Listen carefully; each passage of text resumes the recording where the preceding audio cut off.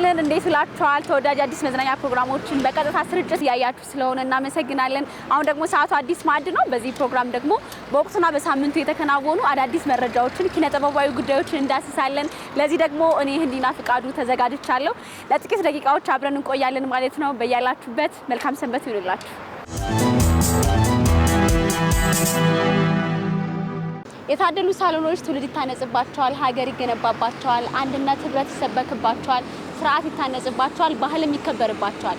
አሁን ላይ ወሉለን ባጸዳ ነው ሳሎን ላይ ህፃናት እንዳይገቡ በምንከለክልበት ፈንታ ለትውልድ ያልሆነ በቁስ ቢያሸበርቅስ ምን ዋጋ አለው ትለናለች የዛሬ እንግዳችን ደራሲ ዝና ወርቁ ነች። በነገራችን ላይ ይህች ደራሲ በርከት ባሉ በድርሰት ስራዎቿ እናውቃታለን። በተለያዩ የስራ አመራርነትም ዘርፍ በተለያዩ ቢሮዎችም እንዲሁ ሀገሯን አገልግላለች። አሁን ላይ ደግሞ በኃይሌ ጋርመንት አካባቢ በምትኖርበት ሰፈር ማለት ነው የተለያዩ ህፃናትን ሰብሰብ አድርጋ በእድሜ እኩዮቻቸው ጋር ታገናኛቸዋለች። ሰንበታቸውን በንባብ በውይይት እንዲያሳልፉም ታደርጋለች። ራሳቸውን በድፍረት ከሌሎች ጋር እንዲያስተዋውቁና የራስ መተማመናቸውን ከፍ እንዲል እያደረገች ትገኛለች።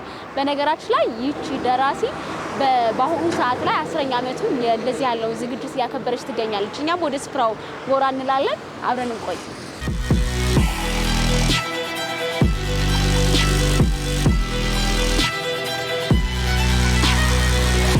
ስሜ ብሩኬ ዳቢ ይባላል። ያው ነው የመጣሁት ከችግኝ ክበብ ነው። አሁን እናቀርብላችሁ ከሰላምታ ነው።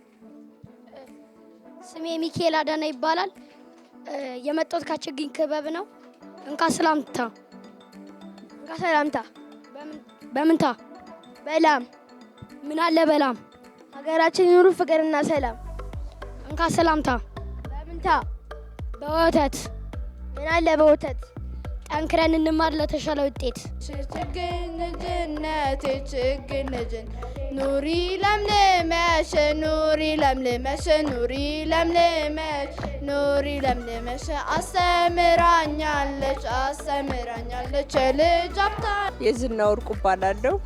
የችግኝ አንድ መንደር ልጆች የንባብና የውይይት ክበብ መስራች ነኝ። ከጓደኞቼ ከእህቶቼ ጋር ሆኜ ነው የምሰራው። ያው እነሱም ስለሚደግፉኝ ነው እዚህ መድረስ የቻልነው። ስሜ ሳሮን አብቶል ይባላል። 7ኛ ክፍል ነኝ። ችግኝ ክበብ ላይ ያገኘሁት ጥቅም በጣም ብዙ ናቸው። በፊት የነበርኩትና አሁን ያለሁት በጣም የተለያየ ነው። በፊት የነበርኩት አሁን እንደዚሁ ልቀርብ ሰው ፊት ሁላ አላወራ እና ቤት ውስጥ ሁላ እንግዳ ምናምን ሲመጣ ሜንታ ቤቴ ገብቼ ወይ ስልክ ነገር አያለው። ከዛ ልክ እቴቴ ጋር ከገባው በኋላ ኮንፊደንስን አገኘው። የፈለኩትን ሀሳብ እንድገልጽ ለሌሎች ሰዎች አገኘው። ስሜ ሊያና ናፍቶል ይባላል። 8ኛ ክፍል ተማሪ ነኝ። የችግኝ ክበብ አባል ነኝ። ችግኝ ክበብ ውስጥ ያገኘሁት እንደኔ አንደኛ ነገር ኮንፊደንስ እንደጨመረ አሁን በደንብ በስርዓት ማንበብ እንደምችል አውቃለሁ። ስሜ ዘሚካኤል አሸናፊ ይባላል። 3ኛ ክፍል ነኝ። ስገባ በጣም ብዙ ጓደኞችን ተዋውቂያለሁ። በጣም ብዙ እውቀቶችንም አውቂያለሁ። ጓደኛዬ የሚስጥር ጓደኛዬ የክፉ ቀን አይዞሽ ባይ ደራሽ ስጎብዝ ብርታቴ ሰጠፋ ወቃሽ ሲከፋኝ ስሰበር ሁሉ ሰው ሲከዳኝ አንቺ ነበርሽ እኮ ጎኔ የተገኘሽው ለህመሜ መድኃኒት ሆንሽው አንቺ እንደ ንጋት ጤዛ ወክቦ ካለፉት መከሪን እንጂ ደስቲን ካልገፉት ከነሷ ትታይ ሚዛን አይለካሽም።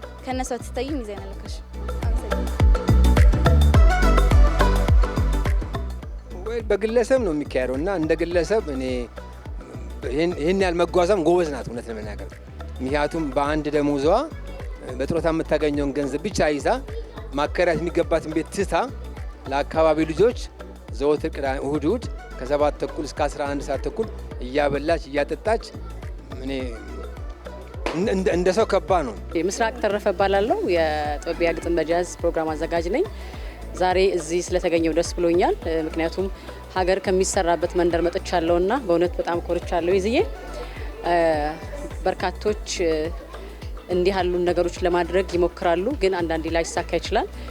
በዚህ ሁኔታ ተሳክቶላታል። ለዚህም አብሬሽ ነኝ በርች ለማለት ነው የተገኘሁት። ሀገር እንዲህ ነው የሚሰራው፣ ሀገር እንዲህ ነው የምትገነባው። በተለይ በማንበብ እኛ በየትምህርት ቤቱ ስላነበብን ዛሬ ስነ ጽሁፍ ታሪካችን ላይ ምንም ቢሆን ትንሽ አሻራ ለማሳረፍ ሞክረናል። ነገር ግን እንደኛ ከኛ በታች ያሉት ደግሞ እንደዚህ ያሉ ህጻናትን ሰብስቦ ከህይወቷ ቀንሳ ከኑሮዋ ቀንሳ በርካታ ነገሮችን ለህይወቷ ከሚያስፈልጓት ነገር አጉድላ እነዚህ ልጆች ላይ በማድረጓ በእውነት በእኔም ስም በጦቢያም ፕሮግራም ስም እጅግ አድርጌ ላመሰግንሽ እፈልጋለሁ።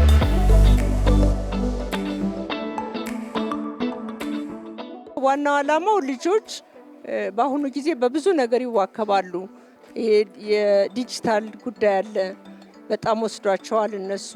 ሁለተኛ ወላጆች ልጆቻቸውን በቅርብ ለመከታተል የሀገራቸውን እሴት እንዲያውቁ ለማድረግ እንዲያነቡ ለማድረግ የሚችሉበት ሁኔታ በጣም እየጠበበ የመጣበት ዘመን ላይ ስለሆነ ያለ ነው።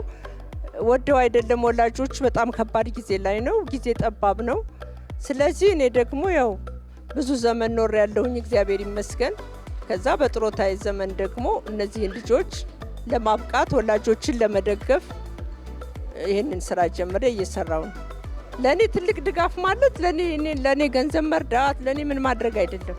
ለኔ ትልቅ ድጋፍ ማለት ይሄንን ስራ በሌላ አካባቢ ማስቀጠል ነው። ስለዚህ አሁን ለሰዎች የገቡልኛሉ እንግዲህ እግዚአብሔር ከረዳ እኔም ደግፋለሁ ብያለሁኝ። ይሄ መስፋፋቱ ነው ለኔ ድጋፍና በዚህ መንገድ ላይ እሰራለሁ ብዬ አስባለሁ። ዮፍታሔ ይባላለሁ። እንግዲህ ወላጅም ነኝ ልጅም ነኝ። ስለዚህ ሁለቱንም ነኝ ማለት ነው። ስለዚህ እኔ የእሷ ልጇ ነኝ። ያው ለኔ ሁለት ውለታ ነው ያለው ማለት ነው። እኔንም አሳድጋኛለች፣ ልጆቼንም እያሳደገችልኝ። ስሜ ሰናይት ይባላል። የዚህ አካባቢ ነዋሪ ነኝ። በዚህ በችግኝ የአንድ መንደር ልጆች ንባብ ክበብ ላይ ልጆቼ አባል አይደሉም፣ ያው በእድሜም ከፍ ያሉ ስለሆኑ ማለት ነው። ወደዚህም ስንመጣ ያው ሌት ስለተጀመረ ነገር ግን ይሄ ሀሳብ ይሄ እንቅስቃሴ የአገር ትውልድ ላይ እየተሰራ ያለ ነገር ስለሆነ በየትኛውም አጋጣሚ ሰፖርት የማድረግ ግዴታዬ ነው።